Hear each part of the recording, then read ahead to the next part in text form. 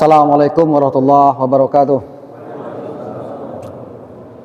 Alhamdulillah wa syukurillah, salatu wassalamu ala rasulillah wa ala alihi wa ashabi wa mawalah, amma ba'du. Tentunya segala syukur kita hanyalah kepada Allah Subhanahu wa ta'ala, bahwa pada malam hari ini di masjid yang penuh berkah ini, rahmat tentunya tercurahkan pada kita semua jamaah sholat maghrib. Alhamdulillah kita masih ringan langkah kita, masih Allah beri kesempatan untuk hidup. Nikmat umur yang kita nikmati saat ini tentunya hanyalah anugerah Allah Subhanahu wa ta'ala, bahwa kita masih dipercayakan Allah untuk duduk bersimpuh, tersungkur, ya, mengabdikan diri ibadah kepada Allah Subhanahu wa ta'ala. Tentunya satu tujuan untuk menegakkan kalimat la ilaha illallah Muhammadur Rasulullah. Lalu sebagai umat Muhammad, umat akhir zaman, tentunya kita tidak pernah dan tidak akan pernah melupakan baginda Rasulullah Muhammad sallallahu alaihi wasallam. Semoga kita semua jamaah pada maghrib ini istiqomah dalam sunnah dan syariat Nabi Muhammad. Lalu kemudian kita mudah-mudahan kita masuk golongan hambanya yang akan mendapat syafaatnya di yaumul qiyamah nanti. Amin ya Allah wa ya rabbal alamin. Jamaah sholat maghrib yang dimuliakan Allah, duduk saya di sini bukan berarti saya lebih a'lam, lebih a'la, lebih a'raf daripada antum semua. Di sini ada guru-guru kita, mualim kita, ustadz. Saya mohon izin untuk berbagi pengetahuan lah, bukan mengajarkan. Saya teringat dengan sebuah peribahasa Arab yang dulu kita belajar di pesantren, ya. Mungkin anak pesantren udah paham ini. Unzur ma qala wala tanzur man qala, katanya. Lihatlah, dengarkanlah apa yang disampaikan, tapi jangan lihat orangnya. Allah, dia yang nyampai kok tak ada ilmunya. Jangan itu yang dilihat, tapi lihat, dengarkan apa yang disampaikan. Sehingga ada sebuah adagium menyampaikan, sekalipun dia penjahat, tetapi kalimat, kulaimat yang keluar dari lisannya ada nasihat, harus kita ambil pelajaran. Oleh karenanya, izin ayahanda, bapak-bapak, saya duduk di sini hanya ingin meneruskan lisan Rasulullah, ya. Saya bukan ulama, saya bukan alim daripada bapak ibu bapak semua, tetapi izin menyampaikan beberapa hal yang saya ketahui, berbagi pengetahuan di maghrib yang penuh rahmat ini. Bapak yang saya hormat, ada ibu nggak? Nggak ada ibu ya? Ada ya? Ya, karena bapak ibu yang saya hormati, karena nggak lihat ya. Saya sengaja buat tema Islam, dedikasi dan peran ulama di Pulau Bangka. Kita lahir di Bangka, saya lahir di Puding Besar. Ayah saya asli Mentok, namanya Haji Hasan bin Abdurrahim. Nenek saya dulu rumahnya di Tanjung Laut. Keluarga saya termasuk Aspi, itu abang saya, dan Ayub P, itu kakak saya. Banyak keluarga ayah saya di sini, sehingga saya sampaikan kepada Aspi, tolonglah kalau bisa saya jadwalkan sekali saja di Masjid Darul Arqam ini untuk berbagi saja. Islam, bicara tentang Islam, agama yang hanif, bahwa tidak ada agama selain Islam yang ada di sisi Allah, dan ini sudah kita maklumi semua, ya. Innad dina indallahil Islam, maka rumahnya adalah Islam. Lalu kemudian akan banyak dinamika dalam Islam itu sendiri. Ada ulama di situ, ya, ada tafsir, ada hadis dan seterusnya itu. Namun rumahnya Islam. Islam itu agama yang hanif. Allah tegaskan dalam Al-Quran, inna dina indallahi Islam. Lalu kemudian siapa yang menyebarkan Islam itu? Ya para ulama. Ulama itu jamak daripada alim, orang yang berilmu. Karena sekelompok orang berilmu disebutlah ulama. Maka ada majelis, namanya majelis ulama. Kumpulan orang-orang cerdas, orang-orang yang pintar dalam agama Islam, ya tentunya karena ada Islamnya maka disebutlah dia ulama. Ya. Al ulama warathatul anbiya. Ulama itu ya pewaris para nabi. Innama yakhsyallah min ibadihi al ulama. Sesungguhnya ulama itu orang yang pertama sekali takut kepada Allah. Nanti kita bahas ulama yang bagaimana kemudian. Ya, saya ingin sampaikan bahwa mungkin tak banyak dari kita mengetahui tentang sejarah Islam di Pulau Bangka ini. Bagaimana masuknya Islam di Pulau Bangka? Siapa yang menyebarkan Islam di Pulau Bangka? Kapan Islam itu berkembang? Pada abad keberapa? Ya, saya punya buku. Sengaja saya bawa buku ini. Bukunya tentang Syekh Abdurrahman Siddiq. Mungkin bapak ibu sudah pernah dengar, paling nggak dengar lah sosok ulama ini ya. Di Pangkal Pinang itu ada jalan Syekh Abdurrahman Siddiq. Sesungguhnya ulama Syekh Abdurrahman Siddiq ini harusnya menjadi kebanggaan bapak-bapak ibu semua. Karena awal kiprah beliau, dedikasi beliau itu di kota Mentok nih. Di Mentok.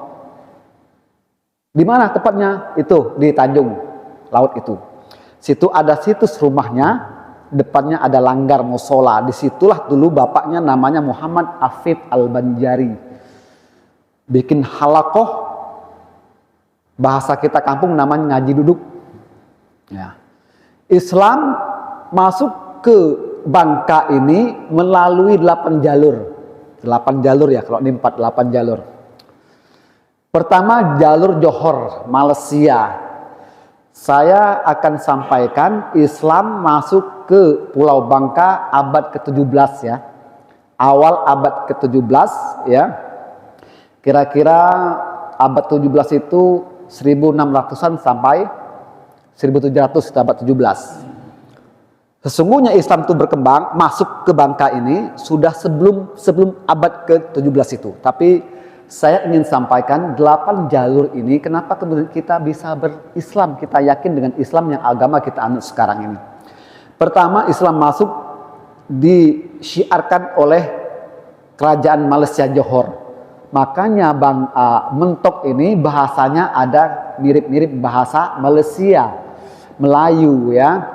Melayu, karena pertama sekali Islam masuk abad ke-17 itu disebarkan oleh ulama dari Johor, Malaysia ya, bahasa Mentoknya Malaysia ya, Nakebana gitu ya. Sekitar tahun abad ke-16 akhir, itulah kira-kira ya. Di mana pusatnya? Pusatnya di Bangka Kota. Bapak tahu Bangka Kota di mana? Bangka Kota itu Kute sekarang kita sebut. Bangka Kota itu Bangka Tengah. Di Bangka Tengah, khususnya Bangka Kota ini ada 11 makam keramat di sana. Saya sudah ke sana bersama dengan Pak Arsad, sudah kami ke sana menziarahi makam-makam. Ternyata di Pulau Bangka ini ada 13 makam keramat. Salah satunya ada di Bangka Barat, di Bakit, Desa Bakit, namanya Kiai Haji Hatamar Rasid, dan beliau itu adalah muridnya Syekh Abdurrahman Siddiq. Syekh Abdurrahman Siddiq itu bukan asli Bangka, asli Banjar. Kiai Haji Hatamar Rasid itu bukan asli Bangka, aslinya Palembang. Sesungguhnya kita ini Bangka ini tidak ada ulama saat itu. Ulama asli Bangka itu nggak ada. Baru periode ke abad ke-20-an, sekitar 1900-an baru ada ulama-ulama. Ya, karena kita kenal dengan siapalah di sini kita sebut dia ulama gitu ya. Itu baru abad ke-20-an itu, 1900-an. Tetapi Islam menyebar di Bangka ini oleh ulama-ulama bukan asli ulama Bangka. Yang pertama tadi, Johor Malaysia, kerajaan Malaysia mengutus Pangeran Sarah namanya, ya Pangeran Sarah, pusatnya di Bangka Kota. Jalur kedua, ya itu Minangkabau.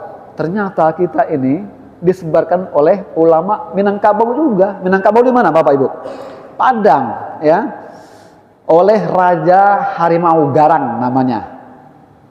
Makamnya di Kota Waringin. Masih ada situs makamnya. Saya sudah ke sana bersama dengan Pak Hajinan, saya bawa. Kita ziarah ke makam Raja Harimau Garang. Itu seorang ulama asal Minangkabau. Makamnya sekarang sudah tidak berbentuk makam lagi, tapi tumbuh pohon yang luar biasa besarnya. Subur pohon itu, tidak mati-mati. Itu ulama Minangkabau. Lalu diteruskan oleh ulama Batu Sangkar, namanya Sulaiman dan Kori dari Batu Sangkar, pusatnya di Kota Waringin. Kota juga, pertama di Bangka Kota, yang kedua Kota Waringin. Nah, kota tapi kampung. Dulu orang Jawa yang ngajar-ngajar ke Bangka ini, waktu pemilihan dulu yang bawa itu namanya Pak Samsi. Pak Samsi, Dr. Andes Samsi, itu dulu Diknas Kabupaten Bangka, dulu masih kabupaten. Dia membawa 3 gelombang orang Jawa. Ceritanya orang Jawa, karena guru-guru yang ngajar di sekolah SD dulu, mahasiswa saya, dulu ada mahasiswa, dulu dia guru saya, kuliah di kampus saya, jadi murid saya, kayak mana gitu ya. Dia orang Jawa dulu, milihnya kota semua. Milihnya Bangka Kota, Kota Waringin, terus Kota Kapur. Sangkanya itu kota. Wah, kami dulu Pak milihnya kota semua Pak. Bangka Kota, Kota Waringin, dan Kota Kapur. Karena kota, orang Jawa tahu kota kan.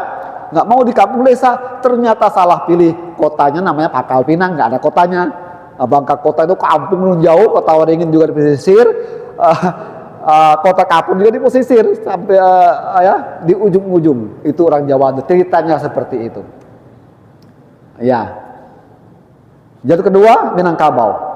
Johor pertama, kedua Minangkabau. Yang ketiga Banten.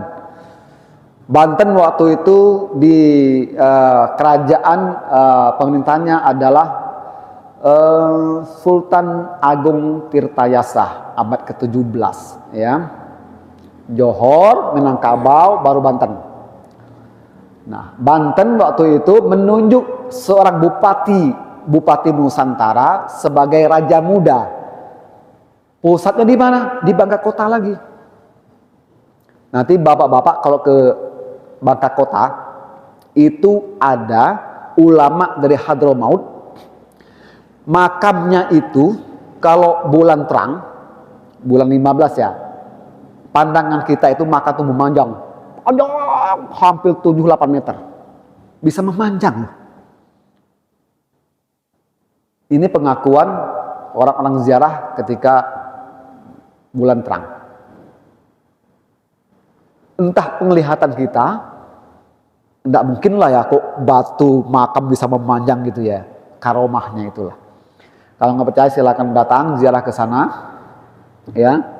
13 makam keramat itu salah satunya Bakit, kemudian di Pangkal Pinang ada, kemudian di Tiang Tarah ada, di Bangka Kota itu ada 4, ya. Nah, setelah Banten baru Sriwijaya. Sriwijaya itu Palembang, Sumatera Selatan. Ternyata Islam di Bangka ini disebarkan oleh ulama-ulama luar. Nggak ada ulama asli Pulau Bangka, ya. Palembang sepeninggalnya Bupati Nusantara yang dari Banten tadi, ya. Kemudian putrinya Khadijah, putri Sultan Ageng Tirtayasa itu namanya Khadijah, menjadi istri Sultan Abdurrahman dari Sri Jawa. Nikahlah mereka. Nah, meneruskan penyebar Islam di Pulau Bangka.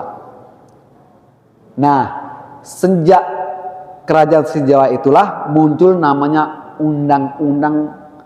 undang-undang namanya Sindang Mahardika, undang-undang pernikahan perkawinan. Ya, di mana undang-undang itu dibuat terbit? Di sini, Bapak Ibu, di Mentok. Ada sejarahnya Mentok ini. Ya, barulah pusatnya Palembang ini, karena dekat kan, Sumsel, Palembang dengan Mentok dekat kan, jadi Mentok termasuk pusat penyebaran Islam pada jalur keempat. Jadi cocok jika Mentok ini banyak ulama yang muncul kemudian. Nanti baru kita bahas Syekh Abdurrahman Siddiq di mana pertama kali muncul dan rumahnya di mana. Barulah jalur kelima itu Sultan Banjar, Kalimantan Selatan, Martapura. Nah, 4 jalur pertama tadi, Johor, Batu Sangkar, Banten dan Palembang, itu Islam belum menyebar merata di seluruh pelosok Bangka Belitung, di Bangka ini, Pulau Bangka. Karena waktu itu misinya masih membawa misi kerajaan. Jadi memperkuat hukum kerajaan dan memperkuat politik kekuasaan ketika itu. Ya. Jalur kelima, jalur Banjar, itu baru Islam berkembang. Beda ya. Kalau sudah berkembang itu berarti sudah menyebar dan berkembang. Munculnya halakoh. Halakoh itu ngaji duduk, ngaji kitab kuning. Siapa menyebarkan? Yang menyebarkan adalah ulama Banjar. Namanya tadi Muhammad Afif Al-Banjari, bapaknya Syekh Abdurrahman Siddiq, rumahnya di Tanjung Laut. Depan rumahnya itu ada langgar sekarang, yang aib itu nggak tahu selanggar apa namanya, musola apa namanya itu. Bapak tahu mungkin ya. Situs rumahnya di situ dulu, sayang rumahnya sudah dijual oleh zuriatnya.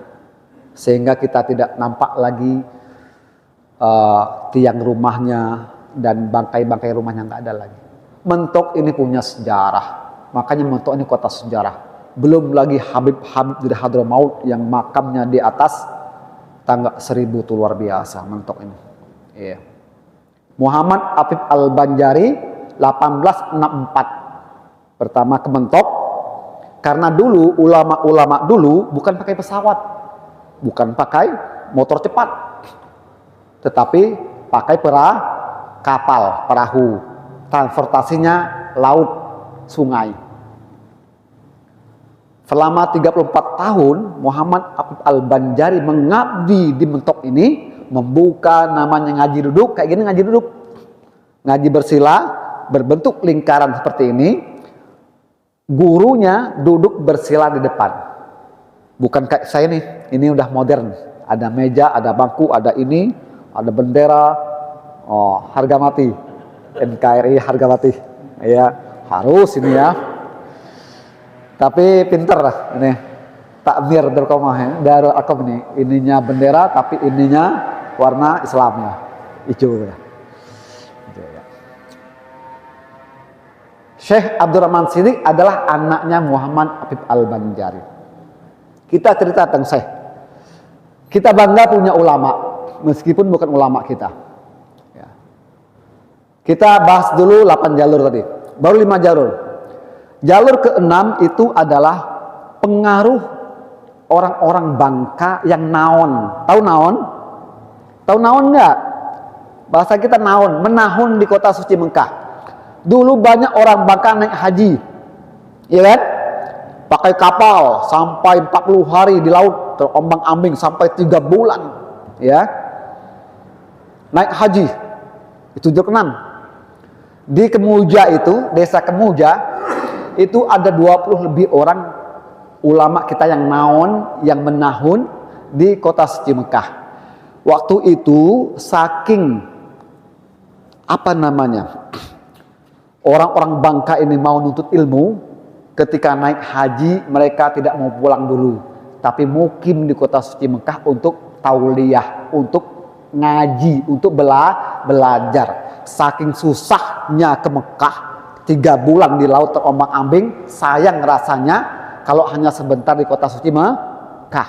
Mereka lanjut belajar di teras-terasnya Masjidil Haram, termasuk di Kemuja itu Syekh Guru Samad, Abdul Samad ya,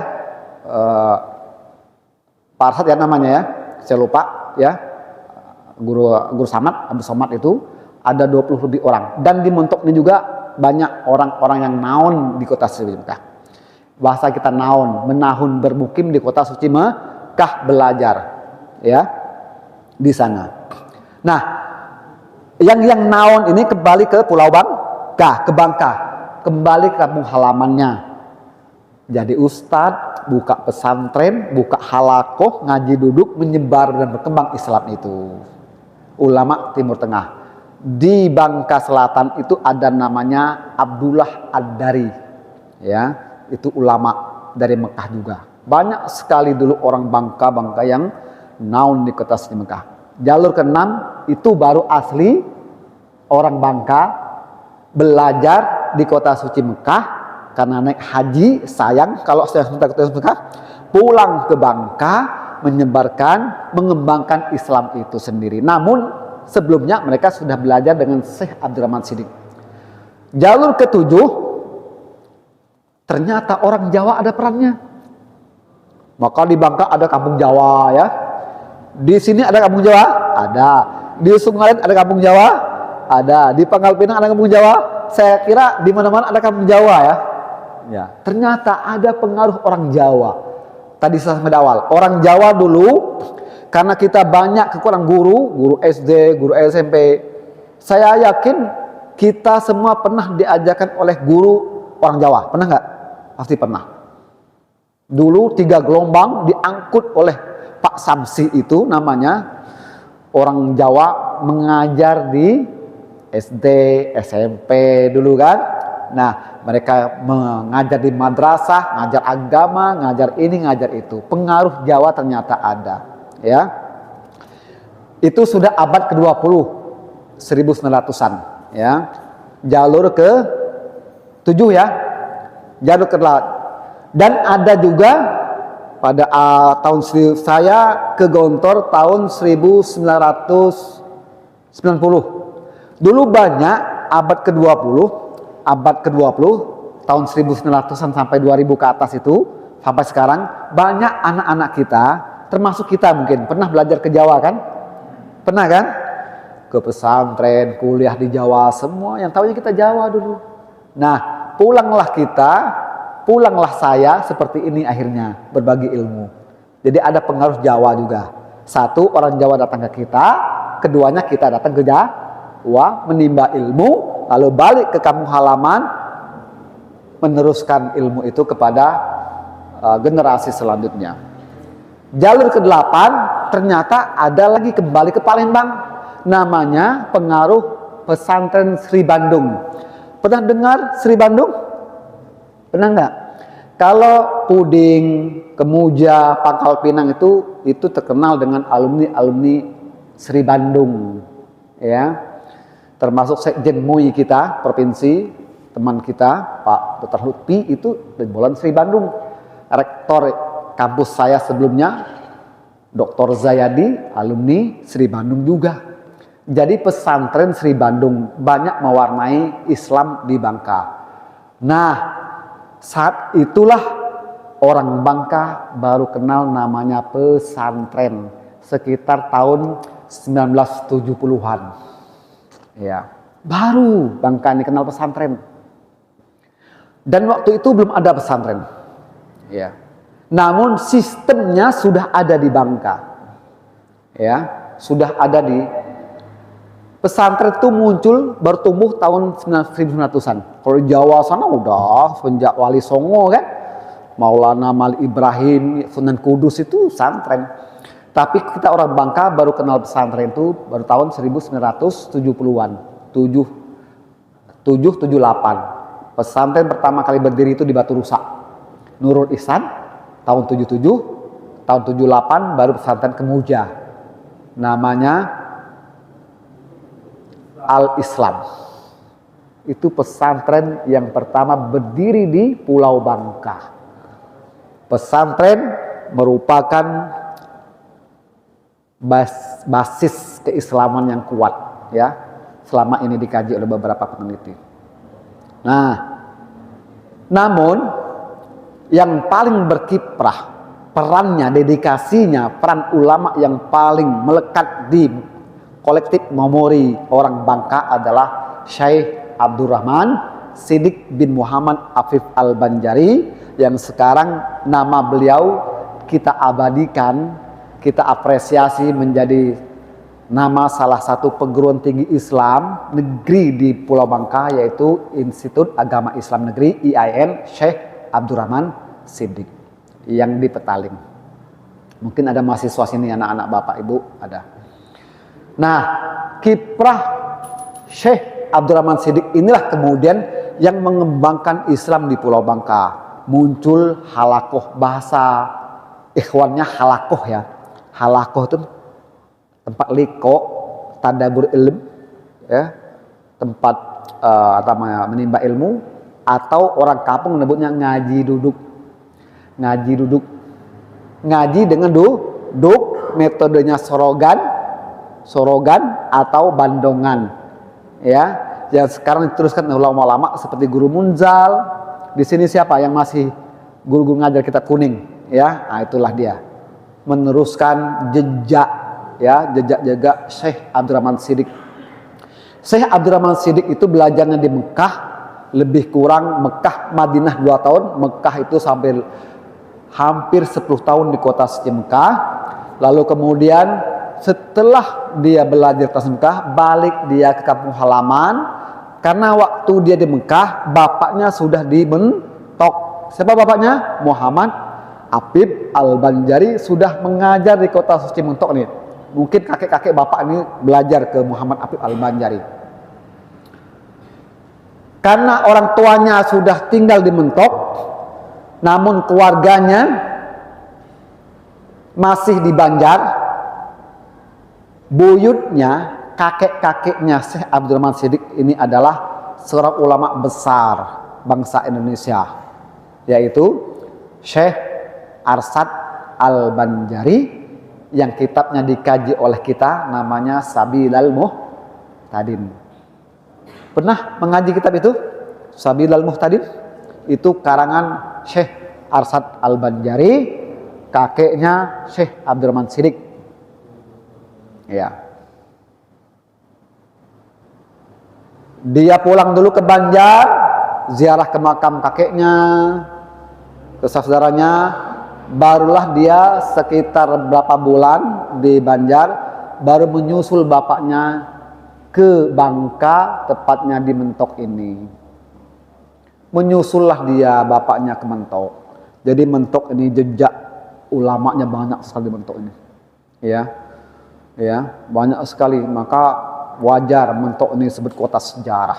Belum sejarah Bung Karno-nya, sejarah Hattanya, banyak sejarah, ya. Saya sesungguhnya ahli saya bukan sejarah, tapi saya pendidikan Islam. Tapi saya suka mengkaji ulama. Siapa lagi yang, karena apa? Senantiasa kita, ya, kalau teman kita banyak orang pintar, kita jadi pintar, ya. Kalau teman kita penjual minyak wangi, ya kita dapat kecipratan minyak wanginya, ya. Begitulah kira-kira, ya. Nah, sejak datang ke Mentok ini, bapaknya itu ngaji duduk. Padahal Syekh ini nama kecilnya adalah Abdurrahman. Tidak ada Syekh, namanya Abdurrahman. Kok jadi Syekh Abdurrahman Siddiq? Kata Syekh itu adalah karena keluhuran budinya dan luas pengetahuannya, maka dipanggil Syekh. Untuk Sumatera Syekh, Padang itu dipanggil Buya, maka ada Buya Hamka.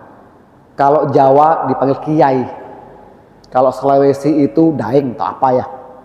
Kalau kalau Jawa Barat itu Habib, ya. Tapi Habib itu untuk keturunan Rasulullah, ya. Habib. Banyak Habib, ya. Saya menyebutkan Habib. Kalau di Bangka ini bukan Syekh, bukan Habib, apalagi Habib, ya, bukan Buya, bukan Kiai, tapi guru. Ini ada sejarahnya. Kenapa pesantren-pesantren di Pulau Bangka nggak kuat? Pimpinan tidak panggil kiai. Karena sejarah kiai itu nggak mengakar di Pulau Bangka. Taunya kita guru atau tuan guru. Guru itu sesungguhnya levelnya kiai sebenarnya. Tapi sekarang diplesetkan oleh orang. Ya, guru itu. Iya. Guru dipanggil, tuan guru. Kalau udah dipanggil guru itu berarti dia sudah alim bil ilmi zahiran wa batinan, sirran wa alanian. Ya. Nah, Syekh Abdurrahman Siddiq apa kurangnya? Syekh sudah, namanya Abdurrahman. Loh, kok ada Siddiqnya? Siddiq itu gelar yang diberi oleh gurunya Syekh Said Bakri Syata, pengarang buku I'anah At-Thalibin. Pernah dengar kitab I'anah At-Thalibin? 4 jilid. Ya. Gurunya di Mekah, Bakri Syata namanya, pengarang buku kitab I'anah At-Thalibin, memberi gelar kepada Abdurrahman ini dengan Siddiq. Maka lengkap nama dengan Syekh Abdurrahman Siddiq. Apa kurangnya dia? Belajar di kota Mekah, Madinah, dan pernah mengajar di terasnya Ka'bah, di terasnya Mesir. Pernah mengajar di sana. Kawan-kawannya waktu itu Hasyim Asy'ari, Nawawi Al-Bantani, gurunya sekaligus menjadi kawan karena satu masa kata bahasa sini, satu masa bertemu, gurunya sekaligus jadi kawan. Syekh Salman Ar-Rusuli, Dimyati, Ahmad Dimyati, Batavia, kemudian juga Khotib Al-Minkabawi, temannya semua itu. Apa kurangnya lagi? Tetapi ketika datang ke Mentok, kata bapaknya belum berani mengasih dia untuk mengajar, belum mengizinkan dia untuk mengajar jamaah bapaknya. Suatu saat cerita, satu ketika bapak ini sakit, jamaahnya kayak gini sudah kumpul di rumahnya itu. Karena sakit, jamaah sudah datang, tidak mungkin dibubarkan suruh pulang. Akhirnya bahasa kitanya, "Man, coba ajar dulu jamaah bapak sakit." Nah, itulah kesempatan Syekh Abdurrahman Siddiq mengajar jamaah bapaknya. Bapaknya di sampingnya, kamar sebelahnya, sambil mendengar anaknya ngajar. Ternyata ketika mengajar, jamaah maunya Syekh Abdurrahman Siddiq tetap mengajar karena keluasan ilmunya, keluhuran budi pekerti dan seterusnya itu, sehingga yang minta bukan dirinya sendiri tapi jamaahnya yang minta untuk diajarkan. Maka kiai, guru, ustadz, kalau ada ustadz mendefinisikan, mengaku dirinya ustadz, sesungguhnya dia bukan ustadz. Ya. Nurholis Majid menyebut bahwa kiai itu adalah pengakuan masyarakat tentang dirinya bahwa dia seorang kiai. Yang kedua, karakter ulama dulu tidak mau di kota. Makanya Syekh Abdurrahman Siddiq itu di pinggir-pinggir. Pertama Mentok, dekat dengan laut. Yang kedua Belinyu, jejak kiprahnya ya, mengembang Islam di Pulau Bangka. Belinyu dekat dengan laut. Sungai Selan dekat dengan sungai Selan, nama sungai, ada sungai besar di sana. Masuk ke Petaling, masuk ke Muja, Menduk ke Muja, itu pinggiran juga. Ke Puding, lalu ke Kundi. Itu jejak kiprahnya, ya. Itu ujung-ujung semua, bukan di kota. Sampai dia sekarang setelah di Bangka hijrah ke Sapat Indragiri Hilir, Riau, itu di tengah hutan, buka lahan di tengah hutan sungai, ya, karena Riau kepulauan. nggak mau, padahal dia tuh ditawarkan ketika itu oleh Raja Indragiri Hilir menjadi guru di kerajaan, dia nolak. Itu kata ulama zaman dulu. Beda jauh sekarang. Makanya ilmunya rosih, tidak ada virus-virus masuk, tidak mau jual ayat. Saking Raja Indragiri Hilir itu maunya Syekh Abdurrahman Siddiq jadi mufti kerajaan, dia mau asal satu, ya, asal satu, dia tidak mau diperintah oleh raja, tidak mau digaji, dan kalau saya lagi berdakwah tidak boleh dipanggil.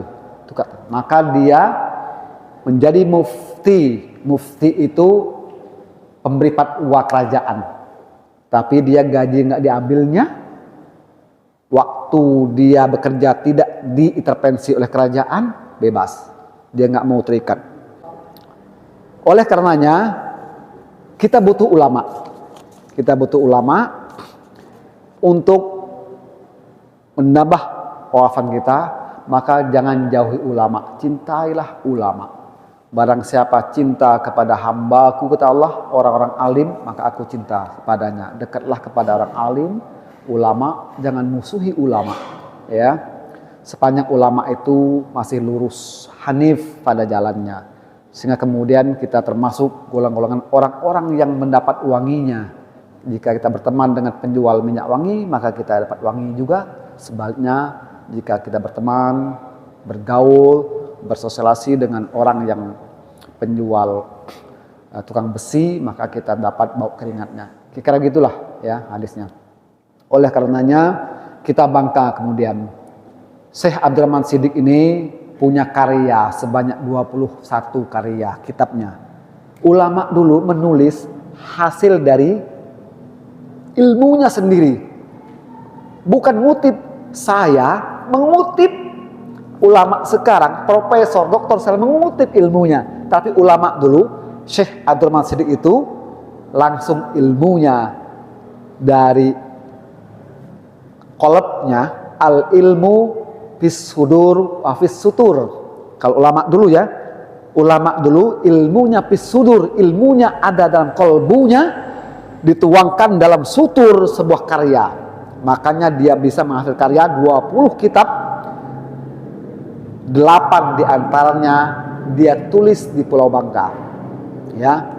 Dia tulis di Pulau Bangka, ditulis di Kemuja ada, di Puding ada, di Mentok ada. Nah, Syekh Abdurrahman Siddiq itu punya zuriat, punya keturunan. Di Mentok ini ada istrinya, ya, ada istrinya. Di Puding juga ada istrinya, di Pangkal Pinang juga ada istrinya. Ada 9 orang, ya, 9 istrinya. Nggak dipakai semua, ya, satu-satulah meninggal. Kenapa ulama itu banyak istri? Dan kok dia kiai banyak istri? Pernah dengar cerita Guru Jaini itu, ya, saya pernah dengar cerita, wallahu a'lam sahih aula. Jadi datang orang tua, ibunya membawa anaknya minta dinikahkan oleh ulama kiai ini. Kenapa? Karena orang tuanya mau mempunyai zuriat solehah. Itu intinya. Bukan kiai kita tuh nafsunya besar, bukan, tetapi mencetak generasi-generasi Islami. Cina itu banyak anaknya. Cina itu, loh, kita kok dibatasi?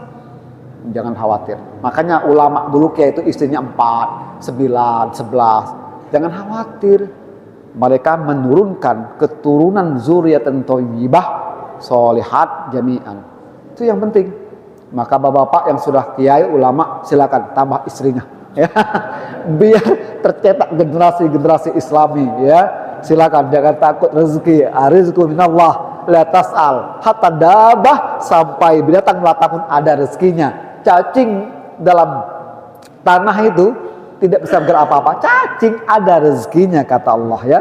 Dabah itu ada rezekinya. Maka jangan takut, lanjut teruskan, tambah. 9 orang, ya. Ada keturunannya, di Mentok ini ada keturunannya, di Puding ada, di Kemuja ada.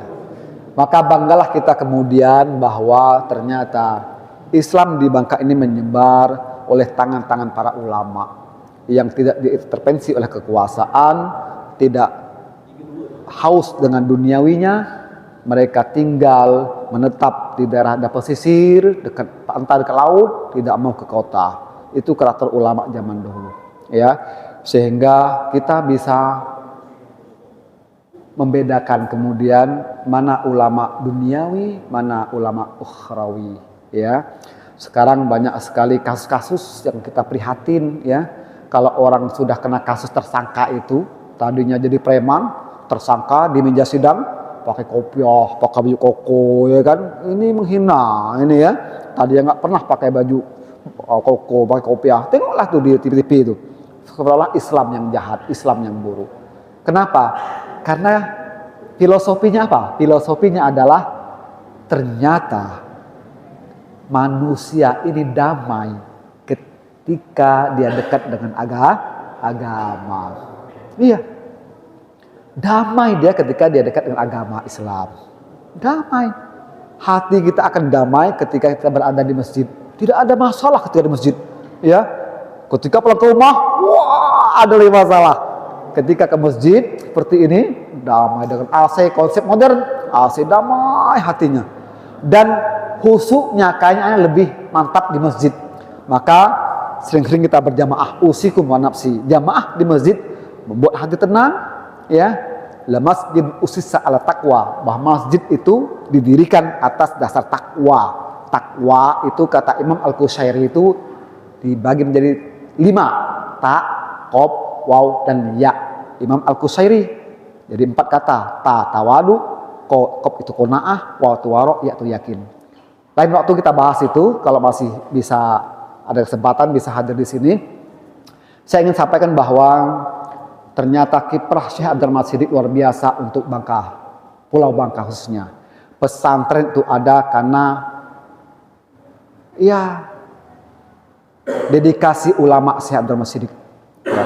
Dulu Syekh Abdul Rahman Shidhik tidak punya pesantren, tidak buat pesantren di sini, tidak bangun pesantren, cuma dia bangun pesantren di Sapat, di Kuala Hidayat namanya, di sana dia bangun pesantren. Di Bangka dia tidak bangun, tetapi sistem pesantrennya ada di Pulau Bangka sejak tahun 1930-an.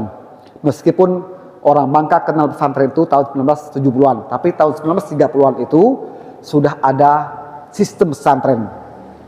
Pesantren itu dinamakan pesantren jika 5 syarat. Pertama ada kiainya, ada kiai ya. Kedua ada masjid. Ketiga ada santrinya. Keempat ada kurikulumnya, kitab kuning, ya. Yang kelima ada asrama. Dulu zaman Syekh dulu ada kiainya, ada gurunya, Syekh sendiri, muridnya, jamaahnya, kurikulumnya, kitabnya sendiri. Ulama dulu mengajar kitabnya. Kalau ulama sekarang mengajar kitab orang lain. Bedanya ya. Nawai Al-Bantani banyak kitabnya kan? Dia ngajar kitabnya sendiri. Nasoihul Ibad termasuk juga itu. Syekh Nawai Al-Bantani. Kemudian ada masjidnya, musolanya. Syekh dulu, ulama dulu mengajar itu dari masjid ke masjid, musola ke musola, langgar ke langgar, dan juga di rumah-rumah warga. Ya, dulu.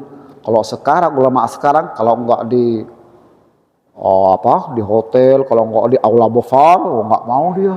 Ya, ulama dulu seperti itu. Beda karakter. Atau kemudian zamannya, ya.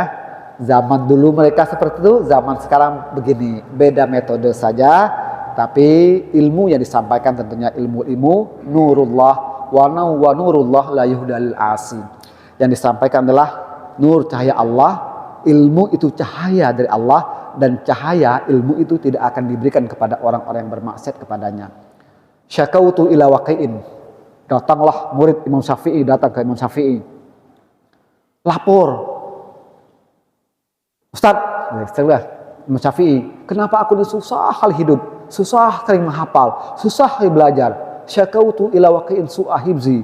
Datanglah seorang muridnya melapor kepada Imam Syafi'i. Wahai Imam Syafi'i, kok saya susah hidup saya, susah belajar, susah menghafal.